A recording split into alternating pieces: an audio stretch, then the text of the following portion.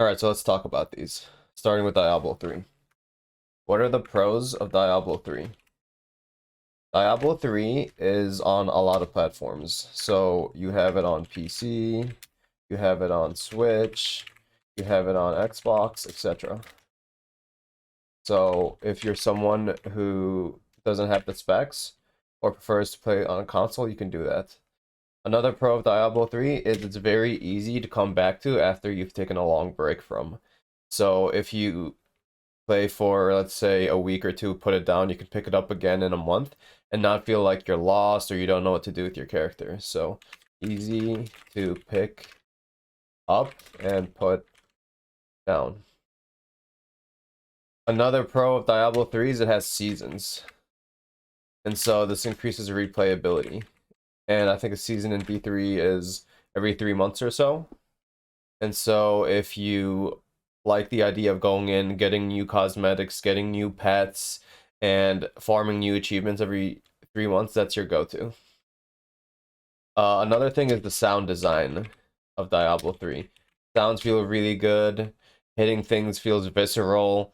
Everything has that smack to it. Now, this is a neutral for Diablo 3. Some people like this, some people don't, and it has a really cartoony graphics style. So it's probably inspired by WoW because it came after WoW.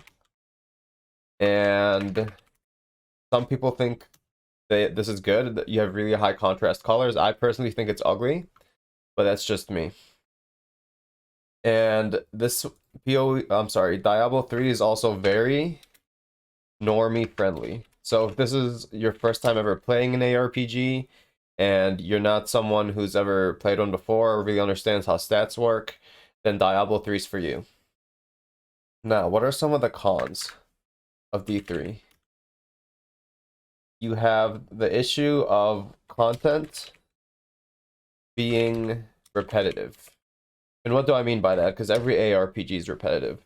What I mean by that is that once you get through the campaign, which is about 4 acts, takes maybe 10 to 30 hours, you then get into something called rifts. Once you're in rifts, you do more or less the same maps over and over and over again, and the only thing that changes is difficulty. And by difficulty, all I mean is bigger numbers. And so you go in, you farm for better gear. Once you get that better gear, you go to a higher difficulty level to then farm better gear, to go to a higher difficulty level to then farm better gear. And so that gear treadmill is really repetitive and redundant, and I don't think really lasts a long time. And I think that's one of the biggest pros. Another pro of Diablo 3 is, I'm sorry, another con of Diablo 3 is there's no real meaningful choice. And what I mean by that is you can swap in and out your skills at any time, no respec costs. You don't even have to go to a main town at any time to swap out your skills, swap out your passives, and you're good to go. Now, this can be considered a pro if you want to continuously experiment with builds, and so I guess we'll put this in neutral. If you really like to experiment with builds, you like to try different things out, and you don't really care about feeling invested in your character, then that's a good thing for you. But if you really like the idea of getting rewarded for making good decisions and having to deal with the consequences of making bad decisions, that gets you more invested in your character. And so depending on your playstyle, that could be a pro or a con. And so the TLDR for D3 is babies first ARPG. If you've never played one before, you're not really someone who you're not someone who you'd consider yourself a gamer, and you just want to get in there. You want to, let's say, hop on your Switch, play 20-30 minutes here and there, drop it, don't play it for a while again, pick it up again. You like really good performance and a polished game, then you play D3. Okay. Or you don't want to think a lot. So another pro of this is amazing zone out, don't think game. If you want to just sit there, you want to think about something else, you had a long day of work, and you just want to veg out, you don't really want to feel invested in anything and apply your brain too much, then this is another thing that's good about Diablo 3. Okay. So next we have Path of Exile. What are some of the good things about Path of Exile? We'll go pros. And with Path of Exile, you have an insane amount of content. The game came out in about 2013, and they've been updating it ever since. And so there's a fleshed out endgame that no other one of these ARPGs have. So if you're someone who wants to just sink your teeth into something and get through a lot of content, there's so many endgame systems to go through past the initial campaign that you'll have a lot on your plate to do for a while. And that's not even considering the really complicated tree or anything like that. The content in and of itself has a lot of there's a lot of it, as opposed to D3 where I say you have the same content and then the difficulty scales infinitely. Here, the nice thing about Path of Exile is that bosses are actually there's different bosses who are harder than each other. So once you get through one boss, you then go to a harder boss. And once you get through that boss, you then go to a harder boss, instead of doing the same stuff over and over again at a higher difficulty. And I think that's really nice about Path of Exile. Another thing that's good about Path of Exile, and this is a big one, is it's free to play. And that might put some people off because free to play might entail that it's not a highly polished game. But in the case of Path of Exile, it's actually a really good game despite it being free to play. And on that note, despite it being free to play, it also has no pay to win. And that's gigantic. And what I mean by that is you can't buy any power progression, you can't buy any skips. You have to play the game the same way everyone else does if you do spend money on it. And so if you're spending money on Path of Exile, what are you buying? You're buying skins, you're buying cosmetics in general, and you're buying stash tabs. Now this one right here is the controversial one that some people might consider pay to win. But you can play the game fully and have enough space in the stash that they give you to get through hundreds of hours in the game, at least your first 100 hours. And if you're a hoarder or if you run out of space, then you could buy some. And the nice thing about that is what that does is it turns the game at that point into buy to play. Because once you have enough stash tabs, let's say you spend 20 bucks, 40 bucks, 60 bucks on stash tabs, you're good. It's a rare situation where you're going to need to buy more and more and more stash tabs. Once you have enough space, then you have enough space. You're not going to need more than that. So that's why I'd consider it buy to play and not pay to win. Like, there's no subscription really even with the stash tabs. It's not something you have to buy every month or every couple months. So that's huge about PoE. Another thing that's good about PoE is the mechanics are modern and updated. And so since gamers have gotten better at playing games over the years, the difficulty of games had to keep up with that. And Path of Exile they start you with a challenge, but then the further you go, the more and more challenging it gets, so it stays engaging the whole time. There's no real parts where the difficulty feels weird. Unlike Diablo 3, and I probably should have actually put this in here, in the cons, extremely boring start because difficulty is non-existent. And it doesn't even matter if you're a normie, the difficulty is just not there. And so this makes the game pretty boring at the beginning. Another pro of Path of Exile is that Path of Exile 2 is coming out. So PoE 2.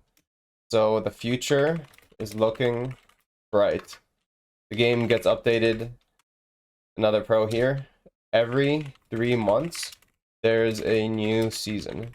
And the new season brings new content. It brings new updates to the game where if it more or less will make any meta in the game something that gets switched up.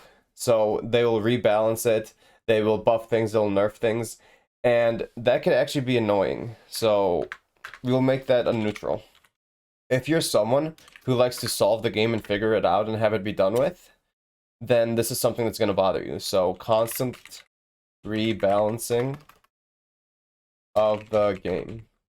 But if you're someone who feels like they quote-unquote beat the game or figured it out or got their build to a really high level in game, by the time the next season comes, they might have nerfed your build or they might have buffed your build, and things would have changed. So what might have been good in one season might not necessarily be good in the next. And so that forces you to play the game again, figure it out again. And it's through that figuring it out that a lot of people find fulfillment in Path of Exile. Now, what are some of the cons?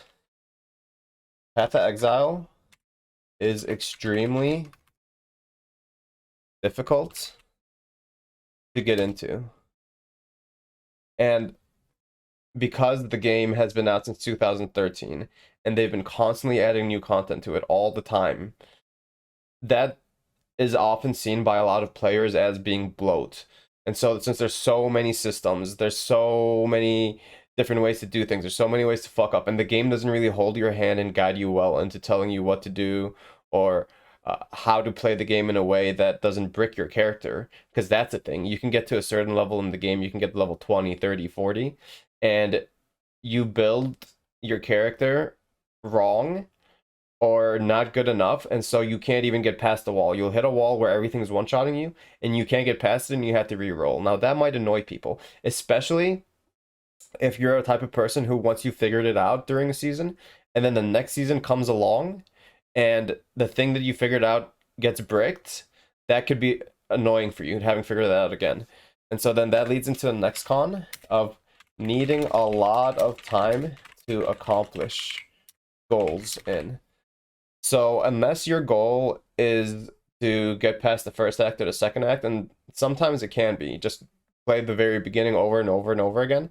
If you want to get past the campaign, you want to start pushing endgame content, because everything is constantly changing, and because everything gets wiped every 3 months, and because of how much bloat and complication is in the game, then you're going to need to sink a lot of time into it. You're probably going to need to look up YouTube videos, if not of specific builds, at least how to do a build. And you could look up things like crafting in the game, which is extremely complicated, and you'll find YouTube videos that are 2 hours long, 2.5 hours long, just so they can teach you basic crafting without even getting into advanced techniques. So if you're the type of person who likes to constantly learn and research, so I'll put this in neutral here, needs to be researched a lot to get fulfillment. And the only exception to that rule is if you play hardcore, and that means if you die once, your character basically gets pushed over to a league that isn't the default league. So basically you can't play your character. You can still play them technically, but once your character dies, no, you're not going to want to play it anymore, because it basically gets thrown in the trash bin. So unless you play hardcore, solo self-found, and you just see how far you can go each time, maybe you just try to beat the first boss over and over again, that's the only way you can play it without really needing to look stuff up, because then you set really small goals for yourself and you just try to push it. And the reason why you do that hardcore is because once you die, you can try a build again or try a new build, because respecking in that game, especially early on, is very difficult. So overall, the TLDR for Path of Exile is rewarding if you have a lot of time / want to sink your life into a game / commit over a long period of time, and otherwise too difficult to get into. Okay, so that's Path of Exile. Next we have Last Epoch, or Last Epoch. And the pros of Last Epoch is it's buy once, cry once. Buy once, cry once. And you could say the same thing about Diablo 3, actually. So, box price. And I consider this a pro. And so you spend $40 or $35 on Steam, you get the game. You don't have to worry about buying stash tabs with real money. You don't have to worry about anything else like that.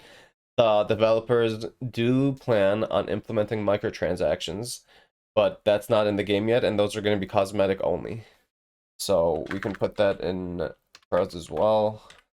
Right here, you can say cosmetic MTX planned for the future. Now, the nice thing about Last Epoch is it's a good middle ground between Diablo 3 and Path of Exile. So let's say you are a gamer, you've played a lot of RPGs before. You know what when I say stamina, what that probably does. You know that when I say poison resist is 20%, what that probably means. And you are familiar with the archetypes of rogue, warrior, priest, and you have that experience and you're willing to think a bit more in your gameplay, you want something that's a bit more rich, you want something with a bit more depth, then it's a good middle ground between Path of Exile and Diablo 3 because then you can get that depth and you can get that feeling of complexity and you can get the rewarding feeling over that comes with investing in your character over time and making the right decisions, but without having to just really sink your life and sink your teeth into something like Diablo 3. And so that pro here would be uh, fulfilling depth like PoE, but without the insane time sink. Okay, that's probably the biggest pro actually of Last Epic. Now, what are some of the cons? Uh, it has endgame, but still lacking. And that's okay if you're someone who's gonna play, let's say, sporadically, you're gonna play it maybe you're gonna no life it for a weekend and then you're not gonna pick it up again until a month later, or you're only gonna play an hour or two a day, then this is not really a problem for you. If you're one of the PoE Andes and you want to sink in all that time into a game, then as it stands right now, you might not like the end game. Another huge con, no multiplayer or auction house like PoE has, but planned. So this is something they're going to want to put into the game eventually, but it's not there yet. And my personal gripe, my biggest personal gripe with Last Epic is sound design, and this is a subjective opinion here. Sound design and music are bad. They're just not good. Hopefully that's something they could work on in the future because the game is in beta. And so then that leads to the next con, not released yet. So it's in early access. And the reason why that's considered a con is because the game might change in the future and be drastically different than how it is now. So if you buy it now and you're happy with the way it is now, by the time it's finished, you might have a completely different game. So you don't really have that same stability. Another reason why that's a con is because you are not getting a product that's necessarily polished. I hear that they've worked on the performance of the game, but initially it was really bad. They still have some work to do with the performance of the game. The balancing is not going to be there yet. And another con with this game is if you like ladder is rigged. Because since there's no online, all of your saves are saved locally to your computer. As of now, as of the time of this recording, which is December 2021. And so what people can do is they can go into their local files and they could tamper with the game's files and your saves. And so you could make yourself basically buffed or look better than you really are. And so that's a huge issue if you like ladder. Because it's client side, it's not server side yet. So overall, I know it looks like I have a long list of cons here for Last Epic, but I actually do like this game. So the TLDR is great if you like depth, but you're casual and find Diablo 3 too simplistic. And it's good because there's no pay to win. Hold on. Oops. Okay. It's buy once, cry once. And yeah. That's Last Epic. So next we have Diablo 2. So the pros of Diablo 2 is that the game has clearly stood the test of time. So stood the test of time. The game has been out since 2000 or 2001, and people still play it till now. It's been being played for 20 years. So if a game's been played that long consistently, that's a testament to the game. And not many games can say that or pull that off. So that's a huge pro. And another pro of Diablo 2 is amazing itemization. Meaning that you pick up items and there's a lot of gray area. There's no right or wrong answer, and you have to kind of decide for yourself whether or not a piece of gear is something you want to wear or not. Now, same thing with Last Epic and same thing with Path of Exile. But this is really the granddaddy and the first people who did it well, and some people argue still do it better than any other ARPG. Now, for me, I think that the music is phenomenal, right? None of these ARPGs have music as iconic and as good as Diablo 2. It's just some of the best video game music probably of all time. Like, period.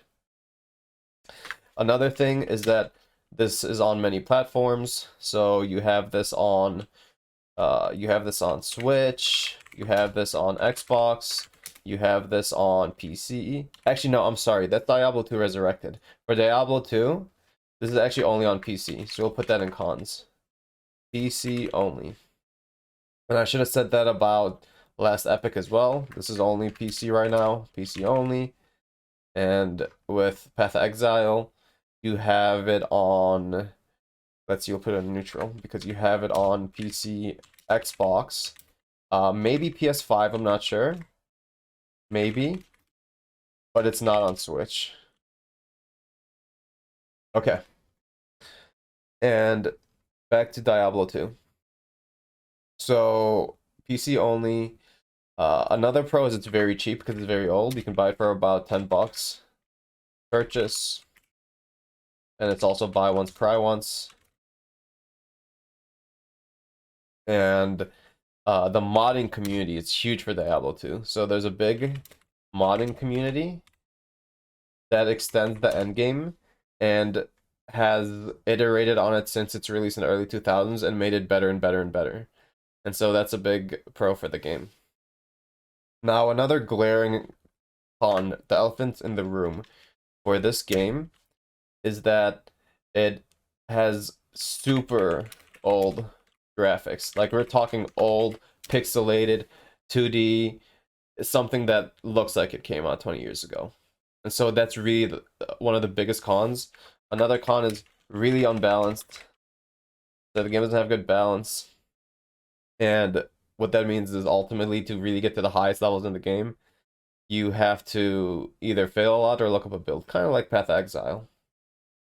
So overall, the TLDR for Diablo 2 is granddaddy of them all. Stood the test of time. A bit dated mechanics. And it's I think that's it. Okay. So now for Diablo 2 Resurrected, and this is the remaster that Blizzard just came out with. It's obviously going to be very similar to Diablo 2, so I'm going to focus on just the differences here. The cons, obviously, the pros, it obviously stood the test of time, just like the original. Same itemization, same music.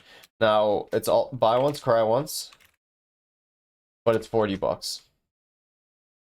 And a big pro of this version of the game is it's on many platforms. It's on Xbox, it's on PC, it's on Switch, and I'm pretty sure it's on PS5 and PS4 as well. PlayStation, probably. And it has cross saves across console and PC, and that's huge. So I have a Switch. I could play my Switch on the go as long as I have internet. Even if I don't have internet, I think it'll sync. And I can make progress, and then I could hop on my PC, and my character will sync, and it'll still be there. So that's huge for this game. Now, a pro it has over the original as well is updated graphics. And they look phenomenal. Look amazing. And it has a gritty... This is a pro for me. It has a gritty and dark art style, as opposed to Diablo 3. And so this was before World of Warcraft. The art style isn't cartoony. It's really medieval. It's dark fantasy, and I love it personally. Now, what are some of the cons of Diablo 2 Resurrected? Blizzard didn't allow modding. Why? I have no idea.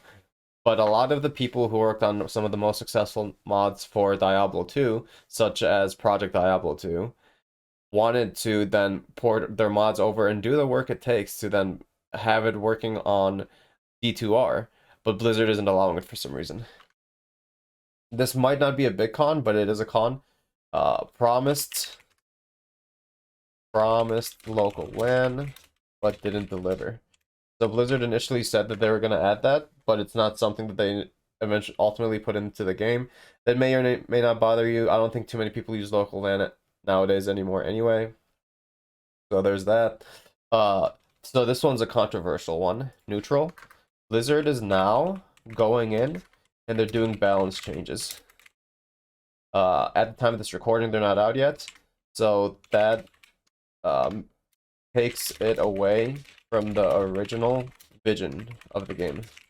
That may be good, that may be bad. We don't know yet.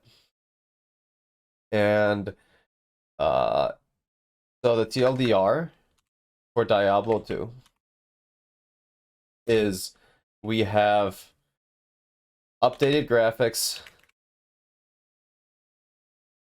Mechanics are still dated because they didn't change the underlying mechanics. Crossplay, huge. Cross saves, really what I'm trying to say. And it's stood the test of time. So that's D2. Now, that's all the ARPGs. I do have some honorary mentions here.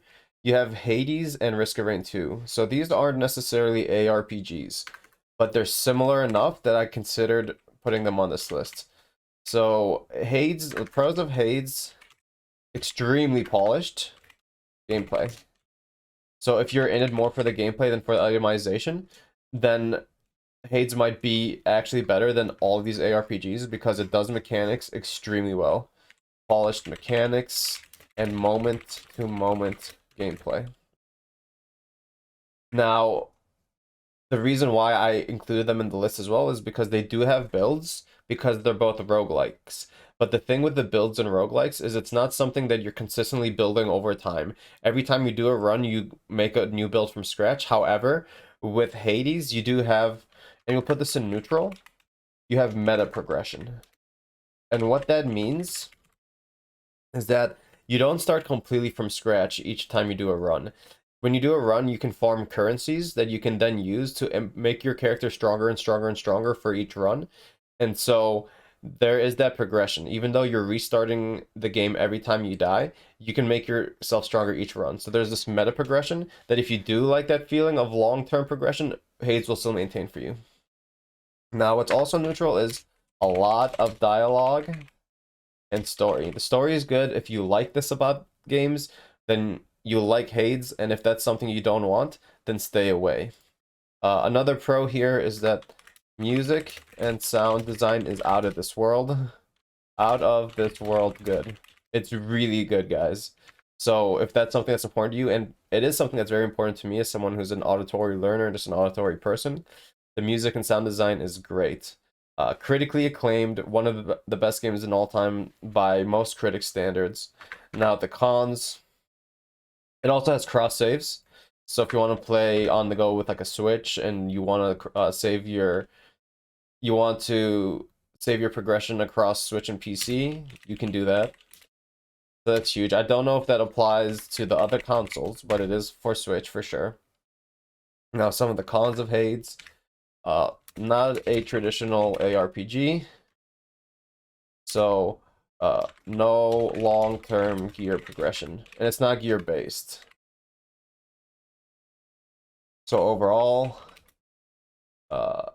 it's something that's easy to get into.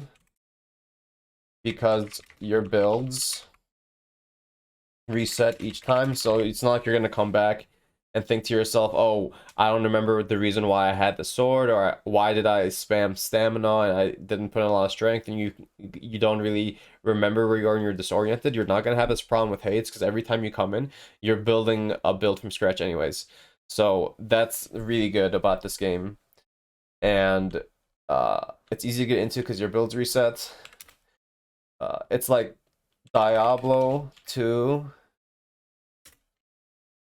game philosophies in many ways, but updated, with focused on moment to moment gameplay.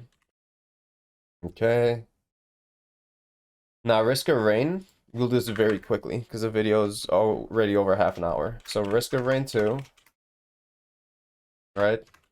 Risk of Rain 2. Pros. Hades is obviously buy once, cry once. Pretty cheap too. So buy once, don't even cry, because it's cheap. Like, what, about 15, 25 bucks on most platforms? Around that range. Risk of Rain, same thing. Buy once, cry once, and it's about the same price. And you have it on many platforms,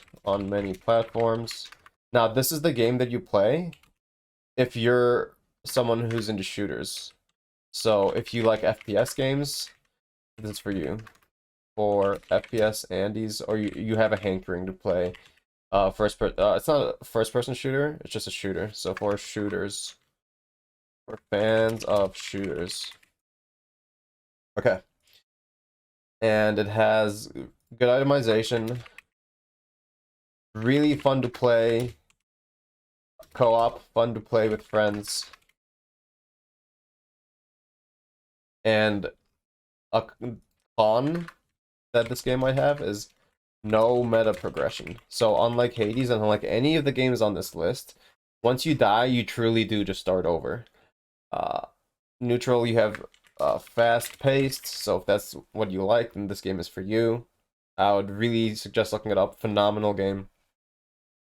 And it doesn't get stale. Same thing with Hades, because they're roguelikes. They have a lot of randomization.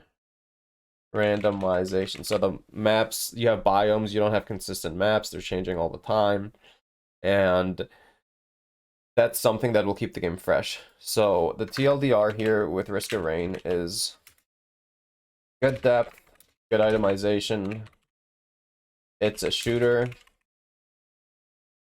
that lets you feel power progression, which is why I have it on this list, even though it's a roguelite.